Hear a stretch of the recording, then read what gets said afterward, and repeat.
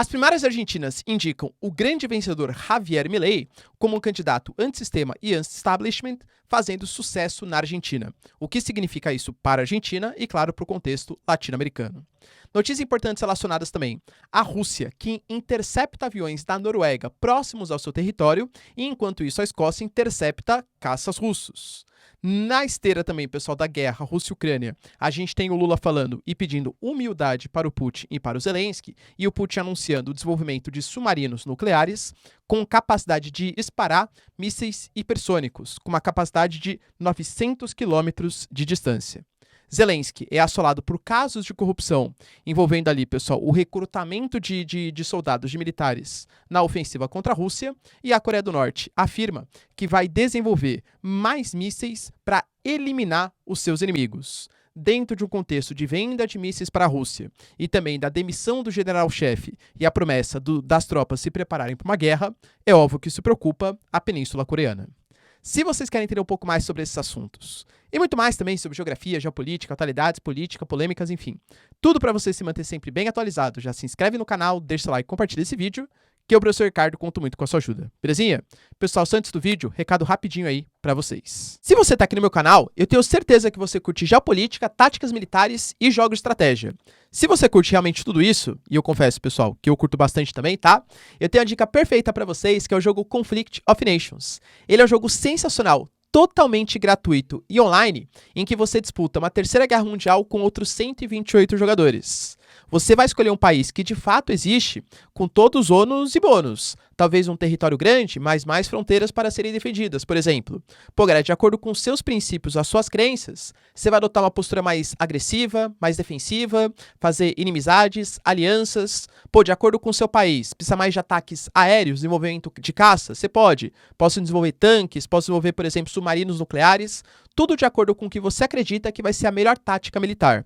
Lembrando que esse jogo, ele é online e está disponível tanto para notebook, para PC, como também para o celular. E não bastasse tudo isso que é sensacional, eu ainda estou disponibilizando para vocês, com o link que eu estou deixando aqui na descrição, uma conta Premium, um mês totalmente gratuito, mais 13 mil de ouro para que você consiga desenvolver as suas estratégias para vencer a Terceira Guerra Mundial. Pessoal, então não perde tempo, link na descrição, somente por 30 dias, tá? Para ter acesso a esse jogo sensacional que é o Conflict of Nations. Eu tenho certeza que vocês vão curtir demais. Bom, galera, então bora lá pro vídeo, ó. Seguinte, a gente teve a notícia que nas primárias argentinas, para quem não sabe, pessoal, é uma coisa bem peculiar dos argentinos, antes de acontecer a eleição, que acontecerá em outubro ainda, né? A gente tem a primária para saber quem vão ser os candidatos que vão poder participar do pleito eleitoral. Então você tem todos os partidos políticos, nesse caso, pessoal, eram 15, e todos os candidatos que querem concorrer por esses partidos políticos, no caso, eram 27, que eles participam das primárias. Aí, eu, eleitor argentino, por exemplo, quando eu vou votar nas primárias, é uma eleição, né, pessoal, em nível nacional e tal, eu escolho o partido político que eu quero e eu escolho dentro daquele partido político o candidato que eu acho que, enfim, né, eu prefiro ali para disputar as eleições. Então, por exemplo, a gente teve o caso mais sintomático, que é o partido da oposição, que estava tendo uma disputa entre a Patrícia Bullrich e o Horácio, que era o prefeito, né, de Buenos Aires. Inclusive, a Patrícia Bullrich, angariada por esse discurso, pessoal, de defesa, de segurança pública, venceu as prévias. Mas entendeu? Possivelmente o cara que votou, pessoal, no prefeito de Buenos Aires também votaria na Patrícia Bullrich, entende? Porque pertence ao mesmo grupo, ao mesmo partido político. Pois bem, pessoal, as primárias elas foram confirmadas, elas saíram. Aliás, tá, todos os candidatos que não atingiram nem ao mínimo 1,5% dos votos estão excluídos do processo eleitoral, tá? A gente teve a confirmação, pessoal, de 30% aproximadamente para o grupo do Javier Milei, 28,7% para o grupo da Patrícia Bullrich e 27,8% para o grupo do atual governo do Alberto Fernandes, do Sérgio Massa, que inclusive é o ministro da Economia do atual governo.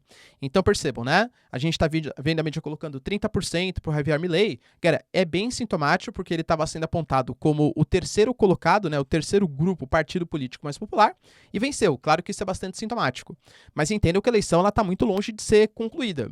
Pô, cara, a gente está de 30% 30% para 27,8% do Sérgio Massa, percebe? E no meio do caminho tem ainda a Patrícia Burit. Então, uma eleição, assim, extremamente disputada. E o que representa, né, o Javier Milei? Eu acho que mais importante que tudo, galera, é o sintoma dele de combate ao que ele chama de peronismo, tá? Pessoal, não consigo aqui num vídeo, né, só de explicações breves, explicar exatamente o que é o peronismo, que é um fenômeno muito complexo da política argentina, que reverbera até nos dias atuais, mas para vocês entenderem, pessoal, o peronismo, ele surge ali, né, no passado como uma política que visava a industrialização, o Estado forte, a ascensão e fortalecimento dos direitos trabalhistas, subsídios sociais. Se eu tivesse que encaixar para vocês, eu colocaria como um populismo nacionalista, tá? Muita gente, pessoal, com várias discordâncias, tá? Com vários elementos diferentes, mas tenta comparar o peronismo com uma espécie de getulismo aqui no Brasil. Embora, pessoal, o peronismo ele tenha conseguido angariar para si uma imagem quase que onipresente na política até hoje, muito mais do que o Getúlio Vargas, né? Você não tem tantos políticos hoje que se dizem getulistas, por exemplo, enquanto na política argentina você tem vários que se dizem peronistas. E olha que interessante, pessoal, desde candidatos mais à esquerda, como por exemplo Alberto Fernandes, tal, como candidatos mais à direita. Talvez não seja da época de vocês, tá? Mas eu lembro, pessoal, do antigo presidente da Argentina chamado de Carlos Menem, que ele era um cara liberal que se dizia peronista. Inclusive, quando perguntava-se pro Perón, né? Poxa, Perón, mas como que tá a situação política na Argentina? Ele falava, olha, aqui na Argentina, a gente tem 30% de radicais, que ele considerava os sociais-democratas, 30% de conservadores e alguns socialistas. E aí a repórter perguntou, poxa, mas e os peronistas? Ah, não, peronismo é outra coisa, aqui nós somos todos peronistas. Ou seja, o peronismo ele quase que transcendeu essa camada política da Argentina de direita e esquerda, e a gente faz um sentido de nacionalismo, industrialização, direito trabalhista e uma alta intervenção do Estado na economia, tá? Essas premissas.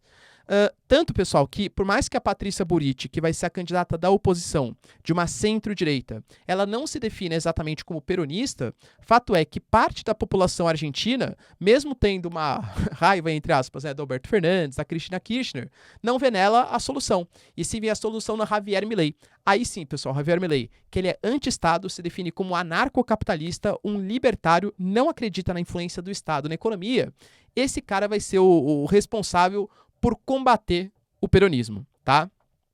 Ele é assim, pessoal, é extremamente caricato, né? Você tem algumas... Isso, independente, pessoal, não tô discutindo política aqui, tá? Tô falando assim, que no sentido, por exemplo, quase que meio que folclórico, assim, né? Toda vez que você fala assim, liberdade, carajo, né? Não posso ficar falando aqui muitos palavrões, né? Mas é assim que ele termina todo o seu discurso, ou seja, a gente quer liberdade para o povo argentino. Chega desse peronismo, chega desse Estado inflado. Tem um vídeo, por exemplo, sendo compartilhado nas redes sociais, em que ele pega toda a estrutura de governo e fala assim, Ministério da Educação, isso aqui só serve para doutrinação. Ministério da, sei lá, Agricultura, não, isso aqui não serve para nada. Ele vai arrancando, né, tudo que seria de ministério e ele quer um Estado enxuto, um Estado mínimo. Ele, inclusive, enquanto deputado na Argentina, ele abriu mão do seu salário porque ele é contra qualquer tipo de remuneração que venha do Estado, pelo menos enquanto, claro, deputado, tá? Só que, assim, as suas propostas... Por isso que eu falo, pessoal, ele é um cara, pô, tem mais de 2 milhões de seguidores aí no Instagram, ele é um cara que engaja demais, né, com esse discurso aí mais forte, mais contundente, só que alguns analistas políticos, e de novo, tá, galera, política é tudo surpresa, situações de crise levam a candidatos aí meio outsiders, tá? Ele talvez, segundo alguns analistas da Argentina, inclusive, tenha atingido um certo teto. Por quê? Pô, galera, sim, gosto do Milei, antissistema, tal, não sei o que lá. Mas para ele sair, pessoal, desses 30% e conseguir ser eleito, ele precisa angariar um pessoal um pouco mais de centro. E aí eu não sei se alguém que não gosta do Sérgio Massa, por exemplo, né, que vai ser o candidato aí, governista, o candidato mais esquerda, não preferiria votar na Patrícia Burit em detrimento do Javier Milei, tá? Dentre as suas propostas, a gente pode colocar, pessoal, ele quer combater as caças políticas, ele fala do fim da corrupção, ele fala que ele exige, né, uma dolarização, inclusive, da economia da Argentina. A gente pega, por exemplo, o peso, pessoal, teve uma desvalorização gravíssima, por se um cara quer acabar com o peso, dolarizar a economia argentina, óbvio que eu já vou comprar alguns dólares aqui para me precaver, né, do que pode acontecer no futuro. Ele prega a extinção do Banco Central, ele defende muito essa questão, né, pessoal, da liberdade econômica, das criptomoedas, inclusive, fazendo essa regulação. Ele é um grande entusiasta, por exemplo, do Bitcoin, de uma liberdade, inclusive, para você definir com qual moeda você quer negociar as suas mercadorias. Ele fala, por exemplo, pessoal, de uma questão de fim da justiça social, que é uma coisa que permeia esse populismo na Argentina, né? Então ele quer o fim dos programas sociais, porque, segundo ele, isso não é de acordo com a lei, porque você beneficia algum em detrimento de outros. Ele fala, por exemplo, da privatização da educação na Argentina e a privatização, inclusive, da saúde, claro, de maneira progressiva, tá? A questão da educação, pessoal, ele é muito contra, segundo ele, tá? A doutrinação nas escolas, a questão da pauta de gênero e tal. Inclusive, ele fala isso, tem uma entrevista que ele fala, pô, a pessoa quer se achar um puma, que ela seja um puma. Agora, não faça o Estado cobrar ou exigir dinheiro de quem puma, né, aquele animal, de quem se acha um puma. Então, ele defende a total liberdade. Inclusive, segundo alguns, até com alguns excessos, né? Por exemplo, ele coloca ali que ele é favorável à negociação de órgãos e até mesmo, quem sabe, no futuro de filhos. Então, por exemplo, pô, eu tenho um rim aqui, meus rins estão saudáveis. Por que eu não poderia vender meus rins para outra pessoa, se eu quiser? Eu tenho um filho, tenho a habilidade de ter filho, posso ter filho. Uma pessoa não pode, eu vou ter um filho e vou negociar esse filho aí no futuro, tá? Ele fala que é uma discussão que a sociedade argentina não está pronta, mas quem sabe para daqui 200 anos. Fala, por exemplo, pessoal, da questão de estar a favor, né, do casamento homoafetivo, embora seja contra a eliminação de fetos, né? Enfim, não posso falar aqui no YouTube, mas vocês sabem o que eu tô falando. A própria construção da figura dele é uma figura muito folclórica. Ele teve vários problemas pessoal de infância, violência na casa dos pais. Ele, inclusive, tá? Tem alguns casos meio estranhos, dizem, tá? Uma biografia não autorizada, que ele treina telepatia para conseguir entender o pensamento das outras pessoas e até conseguir falar com o seu cachorro. E segundo essa biografia não autorizada, ele faz até algumas sessões, pessoal, de negociação de fala com o mundo espiritual para ouvir as falas do seu cachorro morto. É fato, galera, independente, tá? Que é um cara polêmico, que é um cara diferente. Inclusive, se consulta com o tarô para decidir, segundo essa biografia não autorizada, algumas das suas medidas econômicas. Se ele vai ser presidente ou não, pessoal, não sabemos. É fato que, de novo, né? Ser presidente, pessoal, você precisa agradar também o centro, não basta agradar somente o seu nicho. Como deputado, pessoal, penso que ele ficaria, sei lá, 300 anos se ele quisesse, porque ele engaja muito para um nicho. Precisa saber se ele vai conseguir convencer a outra parte. Eu, Ricardo, tá? Se for contra a Patrícia Burit, que é uma moça mais de centro, penso que ele tende a perder. Se for contra o Sérgio Massa, que é uma continuidade do governo do Alberto Fernandes, penso eu que as suas chances tendem a ser maiores. Ele é visto como um candidato antissistema. Pessoal, deixa aí nos comentários se você fosse argentino, votaria nele. Inclusive, na minha participação no Flow, para quem viu, tá? Eu conversei com o Igor, falei, pô, tem um candidato aí, ó, o Javier Milei, que ele defende umas coisas meio polêmicas e tal. E aí o Igor falou assim, quero mais que ele seja eleito. Por quê? Se der certo na Argentina, não é nosso país mesmo, né? Um pouco egoísta, claro, né? Porque, vamos ver, né? Mas, se der certo a gente vê tal, mas vai ser um papo interessante, né? Ter um cara anarcocapitalista, um cara libertário, ou que se diz libertário, na presidência. Lembrando, pessoal, que, de novo, né, o presidente não é um ditador do país. A complexidade política é muito grande, não só na Argentina, mas em todos os países latino-americanos. Com o Ministério Público, com o Senado, com Câmara, com juízes.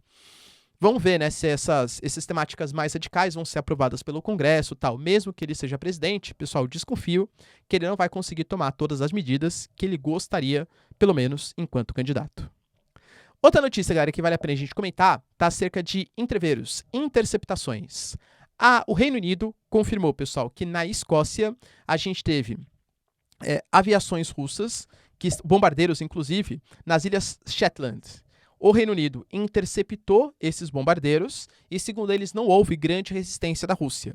Mas, se fato houve essa interceptação, é a primeira vez que a Rússia, ela, pelo menos desde o início da guerra da Rússia e Ucrânia, ela pega, pessoal, seus bombardeiros e voa em territórios tão próximos ali dos britânicos. Ao mesmo tempo, a Rússia, ela também reclama e fala que ela teve que interceptar aviações, só que dessa vez da Noruega. O avião patrulha P-8A Poseidon, que estava próximo ali ao território dos russos. Lembrando, pessoal, que a Rússia confirmou que, de fato, eles fizeram operações, exercícios militares aéreos na região do Ártico, mas não confirmaram nenhuma proximidade ou invasão no território ou nas ilhas britânicas, tá? Ao mesmo tempo, pessoal, a gente teve a confirmação por parte dos russos, por parte da Rússia, que novos submarinos vão ser construídos, submarinos, pessoal, da classe aí, que eles chamam de classe Yazen, que terão a capacidade de carregar mísseis Zircon, mísseis hipersônicos, que atingem uma distância de 900 quilômetros. Pessoal, se de fato isso for colocado à prova, é claro que dificulta ainda mais as ações dos ucranianos. Lembrando que a Ucrânia, pessoal, pretende bloquear a região do Mar Negro. Lembrando, né, a Rússia, ela saiu do acordo de grãos que tinha fechado ali com a Ucrânia e prometeu que qualquer bandeira, qualquer embarcação seria atacada caso viesse a negociar com os ucranianos. A gente teve, pessoal, o primeiro tiro de aviso, feito ali pelos russos nesse domingo para impedir que uma embarcação atracasse ali nos portos ucranianos. A Ucrânia promete, até o dia 23, também tentar bloquear a saída dos russos pelo Mar Negro, inclusive fazendo como se fosse uma espécie de escudo de drones para impedir que esses navios saiam do Mar Negro. Se vai conseguir ou não, pessoal, é outra questão. Mas, de novo, tá? O Mar Negro está aumentando bastante as suas tensões, pelo menos aí nesse momento. O Lula, pessoal, que está em direção ao Paraguai, tá? Lembrando que vai ter a nomeação, né? A ascensão ao poder do Sebastián Peña, o novo presidente aí do Paraguai. E nessa nomeação, ele vai discutir as questões sobre o acordo do Mercosul União Europeia, vai negociar também a renovação do acordo com o Itaipu, que deve sair agora com a ascensão do atual presidente, né, do novo presidente. Mas ele também fez algumas declarações novamente polêmicas acerca da guerra Rússia e Ucrânia. O que ele fala aqui, na verdade, é que nesse momento não há chance de paz, porque nem Rússia nem Ucrânia têm humildade, pelas palavras, claro, do Lula, tá? Os dois acham que vão vencer o conflito, enquanto os dois acharem que vão vencer os conflitos, não existe a chance de paz. E nesse sentido, pessoal, eu, Ricardo, particularmente concordo, tá? A Ucrânia pensa que com os seus caças chegando, os Estados Unidos anunciou mais um pacote, né, um Tony Blinken, de 200 milhões aí de dólares em direção à Ucrânia. Talvez isso venha com mais ajuda aí para os russos, para os ucranianos superarem os russos. Já a Rússia acha que a Ucrânia está vindo numa contraofensiva muito lenta e que está conseguindo defender as suas posições, embora esteja um pouco preocupada, principalmente na porção mais ao sul. Inclusive, há relatos, pessoal, que a Rússia deseja reforçar suas tropas na sua margem em Kherson do rio Dnipro, alegando que os ucranianos estão conseguindo sensíveis avanços ali naquelas posições, mas acredita na vitória. O que o Lula falou é que ele lamenta que 2 trilhões de dólares já tenham sido desperdiçados nessa guerra. A Financial Times, mídia super importante do Ocidente, colocou, pessoal, que a Ucrânia, nesse momento, ela está envolto em mais casos de corrupção. A gente sabe que a Ucrânia é um país envolto, inclusive, tá? O leste europeu é uma região muito corrupta. A Ucrânia era um dos países mais corruptos do leste europeu. Não que o Brasil tenha muita moral, né, claro, mas lá a coisa é ainda mais intrínseca, tá? E segundo, o Zelensky, ele demitiu alguns recrutadores de militares para lutar pela Rússia por conta de casos de corrupção. Um caso que foi confirmado, pessoal, pela Financial Times é o caso do Yevgeny Borisov, que ele é o grande responsável pela região ali de Odessa.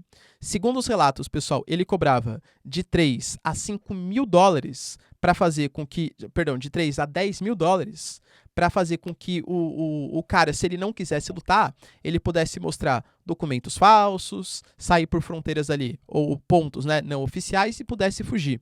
Os números que o Financial Times colocou são 13.600 que saíram ou tentaram sair por migração ilegal e 6.100 que tiveram documentos falsos confiscados quando foram passar pelos postos. Tudo isso com a anuência dessas lideranças. Segundo o Financial Times, tá? Essa liderança, o Borisov, ele pegou esse dinheiro, pessoal, que somou mais ou menos 5 milhões de dólares, usou para comprar uma moção ali na Espanha e também queria viajar para as Ilhas Seychelles. Ou seja, o Zelensky, além de toda a problemática da contraofensiva ucraniana, do ataque dos russos, ainda é obrigado a lidar também com insubordinações, com traições, segundo o próprio Zelensky, envoltos aí nesses casos de corrupção. E para finalizar, galera, notícias importantes também relacionadas ao Kim Jong-un. O Kim Jong-un, lembrando, a gente até já falou, tá? Ele demitiu o general-chefe do seu país e alegou que as tropas têm que se preparar para a guerra e anunciou que toda a sua parte industrial vai ter que aumentar a sua produção de mísseis porque eles querem aniquilar o inimigo. Pessoal, entenda-se por inimigo Estados Unidos e Coreia do Sul, principalmente, porque eles estão reforçando seus laços militares, incluindo fazer exercícios militares. A gente já falou, né, pessoal? Pô, os Estados Unidos estacionou submarino nuclear ali na região do porto, pessoal, de Busan, tá, na Coreia do Sul. A gente tem mais exercícios militares sendo feitos, Japão, Austrália, a ilha de Guam, vários territórios aí com bases militares, as próprias Filipinas, né, para ameaçar ou para tentar conter, enfim, né, Filipinas, China, a Coreia do Norte, e a Coreia do Norte alega que se sente ameaçada. Então, aumentou a convocação do seu exército, alegando que vai se preparar para a guerra, demitiu o general-chefe para um cara com uma postura um pouco mais agressiva, muito possivelmente, e também vai aumentar a produção de mísseis. Vai lembrar, pessoal, que o Shoigu ele esteve num passado recente na Coreia do Norte e conseguiu arrumar algumas compras de armas para os russos. Então, parte desses mísseis, claro, devem ser direcionadas para os russos. Mas outra parte, segundo o próprio Kim Jong-un, é para a aniquilação dos seus inimigos. Ou seja, a Península Coreana está no momento de grande tensão. Beleza, pessoal? Deu para entender os principais acontecimentos? Então não esquece, hein, galera, jogo Conflict of Nations, jogo de estratégia totalmente online, numa terceira guerra mundial, em que você vai desenvolver toda a sua estratégia para vencer esse conflito. Código promocional, link na descrição, acesso ao mês gratuito de conta premium, mais 13 mil de ouro. Não perde essa oportunidade somente por 30 dias. Se vocês curtiram o vídeo então, já deixa seu like e se inscreve no canal. Tamo junto, beijos, abraços e tchau, tchau.